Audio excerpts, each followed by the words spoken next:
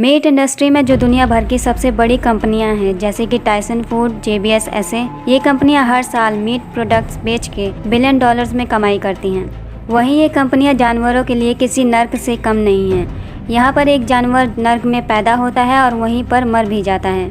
न सिर्फ जानवरों के लिए बल्कि यहाँ काम कर रहे वर्कर्स के लिए भी ये जगह एक नर्क ही है, खास करके स्लॉटर हाउस में काम करने वाले वर्कर्स के लिए।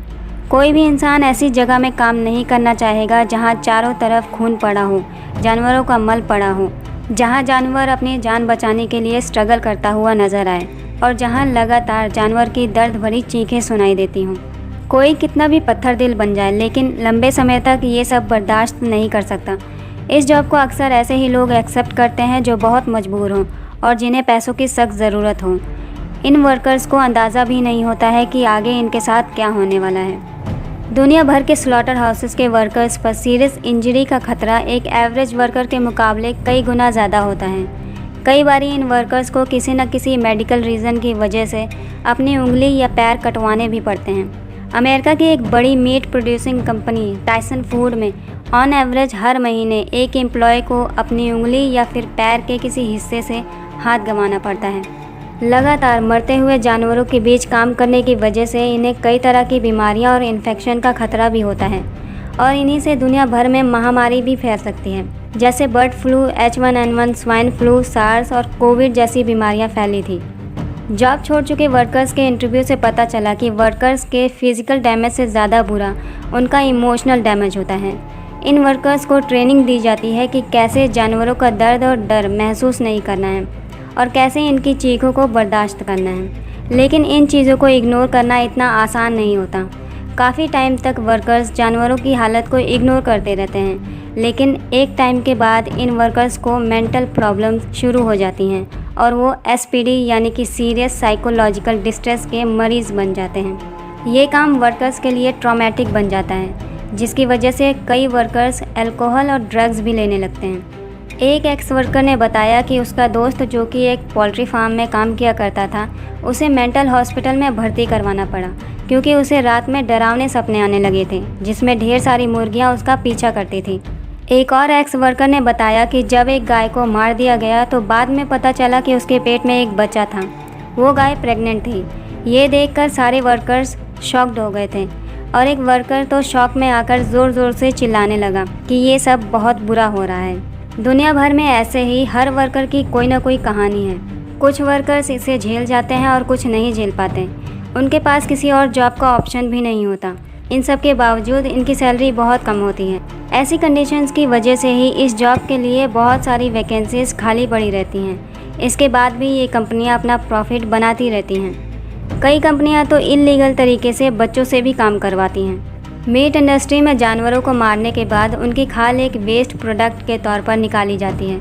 इसे अब लेदर इंडस्ट्रीज़ में भेज दिया जाता है। आज के टाइम में जितने भी लेदर बनते हैं उसमें 65% लेदर गाय जैसे जानवरों की खाल से बनाए जाते हैं। आप जो भी लेदर प्रोडक्ट खरीदेंगे 50% चांस होगा कि वो प्रोडक्ट गाय की खाल से बना हो। कानपुर यूपी, जो इंडिया में लेदर सिटी ऑफ वर्ल्ड के नाम से जाना जाता है, 2011 तक यहाँ 10,000 लेदर फैक्ट्रीज़ या टैनरीज रह चुकी हैं। ऐसी टैनरीज में खाल को लेदर बनाने के लिए पानी बहुत ज़्यादा मात्रा में यूज़ होता है। सिर्फ 1 किलो लेदर बनाने के लिए ऑन एवरेज 16,600 लीटर पानी का इस्तेमाल होता है। पानी में कई तरह के केमिकल्स भी मिलाकर लेदर का ट्रीटमेंट किया जाता है। फिर यही गंदा और केमिकल वाला पानी नदियों में छोड़ दिया जाता है। डेवलप्ड कंट्रीज़ में ये पानी काफ़ी हद तक साफ़ कर दिया जाता है, लेकिन बाकी कंट्रीज़ में ये पानी नदियों में बहाकर नदियों का पानी भी गंदा कर दिया जाता है। कानपुर की ही टैनरी से लाखों लीटर गंदा पानी गंगा में मिला दिया जाता है, वो नदी जो भारत में सबसे ज़्यादा पूजनीय है। भारत दुनिया का तीसरा सबसे बड़ा लेदर एक्सपोर्टर है, लेकिन भारत में टैनरी से निकले लाखों लीटर गंदे पानी को साफ़ करना एक बहुत बड़ा चैलेंज है। इसीलिए ये टैनरीज लोगों की लेदर की डिमांड को पूरा करने के लिए रोज़ लाखों लीटर गंदा पानी गंगा में मिला देती हैं। नदियों को गंदा करने में और भी कई इंडस्ट्रीज़ जिम्मेदार हैं, लेकिन मीट और लेदर इंडस्ट्रीज़ ऐसी इंडस्ट्रीज़ हैं जिनकी इंसानियत को बिल्कुल भी ज़रूरत नहीं है। वो बात अलग है कि हमने इन इंडस्ट्रीज़ को अपनी ज़रूरत बना लिया है। आज के टाइम में साइंस और टेक्नोलॉजी की वजह से हमारे पास मीट और लेदर के बहुत से अल्टरनेटिव्स हैं। इनकी ज़रूरत इंसानों को तब हुआ करती थी जब इंसान जंगलों में रहा करता था। और खेतीबाड़ी करना नहीं जानता था। हमें प्रोग्रेस करने के लिए जानवरों को काटने की बिल्कुल भी ज़रूरत नहीं है। ये इंडस्ट्रीज़ इंसानियत पर एक धब्बा हैं, लेकिन फिर भी ये इंडस्ट्रीज़ बिलियंस ऑफ डॉलर्स का प्रॉफिट करती हैं क्योंकि लोगों में इनके प्रोडक्ट्स की बहुत ज़्यादा डिमांड है। धरती पर इंसानों की 800 करोड़ की पॉपुलेशन में 92% लोग नॉनवेज खाते हैं। सिर्फ 8% लोग ही वेज खाते हैं। 73% लोग रोज़ वेज और नॉनवेज दोनों खाते हैं। 27% लोग कभी कभी नॉनवेज खा लेते हैं। 2% लोग मछली तो खा लेते हैं, लेकिन बाकी की नॉनवेज चीज़ें नहीं खाते। वेज खाने वाले 8% लोगों में 3% लोग वीगन हैं। वीगन वो लोग होते हैं जो ऐसे किसी भी प्रोडक्ट को यूज़ नहीं करते जो कि जानवरों को टॉर्चर करके बनाया जाता है। इसमें दूध, अंडा और शहद जैसी चीज़ें भी शामिल हैं, क्योंकि इन चीज़ों के लिए भी जानवरों को काफ़ी एक्सप्लॉइट किया जाता है। ये जानवर बंधुआ मजदूर की तरह ही जीते हैं। जो काम के होते हैं उन्हें रख लिया जाता है और जो काम के नहीं होते उन्हें मार दिया जाता है। एक जीव के मज़े के लिए दूसरे जीव को ज़िंदगी भर टॉर्चर किया जाता है। सवाल ये है कि क्या हम जानवरों को टॉर्चर किए बिना अपना पेट नहीं भर पाएंगे? अगर 92% लोग भी वेज खाने लगे तो क्या दुनिया में इतना वेज फूड है कि सबका पेट भर सके? बिल्कुल भर सकता है।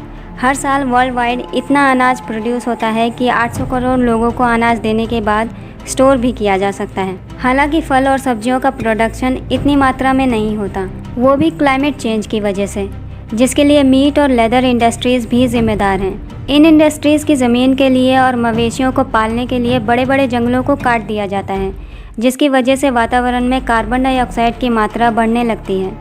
और तो और वातावरण में मौजूद टोटल नाइट्रस ऑक्साइड में 65% एमिशन इन्हीं इंडस्ट्रीज़ की वजह से होता है। नाइट्रस ऑक्साइड का एनवायरनमेंट पर असर कार्बन डाइऑक्साइड से 300 गुना ज़्यादा होता है। धरती पर जितना भी लैंड एरिया है उसमें 38% लैंड एग्रीकल्चर के लिए यूज़ होता है। इसमें एनिमल एग्रीकल्चर के लिए जो लैंड एरिया यूज़ होता है वो 26% है, जबकि 12% लैंड एरिया ही इंसानों के लिए यूज़ होता है। और दुनिया भर में भूख से मरने वाले बच्चों में 82% बच्चे ऐसी कंट्रीज़ में रहते हैं जहाँ पर खाना एनिमल एग्रीकल्चर के तहत जानवरों को खिलाया जाता है और फिर उन्हें मीट के लिए डेवलप्ड कंट्रीज़ को बेच दिया जाता है।